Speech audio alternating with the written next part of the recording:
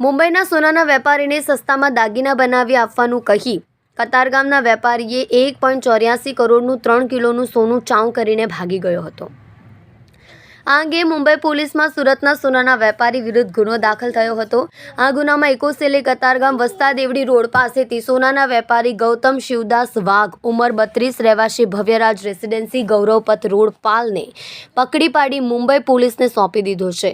એકોસેલે જણાવ્યું હતું કે મુંબઈ લોઅર પરેલમાં જ્વેલરીનું મેન્યુફેક્ચરિંગનું કરનાર વેપારીએ સુરતના વેપારી ગૌતમ વાઘને સસ્તામાં દાગીના બનાવી આપવા 3 કિલો સોનું આપ્યું હતું, જે સોનામાંથી દાગીના બનાવી આપવાનું નક્કી થયું હતું। વેપારીએ દાગીના બનાવી 7 દિવસમાં પરત આપી દેવાના હોય છે। લાંબો સમય થવા છતાં દાગીના ન આપી ઉપરથી સોનું પણ ચાઉં કરી લીધું હતું। છેવટે મુંબઈના વેપારીએ મુંબઈમાં ફરિયાદ કરી અને આરોપી ગૌતમ વાઘ કતારગામના વસ્તા દેવડી રોડ ઉપર અપેક્ષા જ્વેલર્સના નામે બિઝનેસ કરતો હતો। આવી જ રીતે ગૌતમ વાઘે નવસારીમાં પણ 50 લાખની ચીટિંગનો ગુનો દાખલ થયો છે।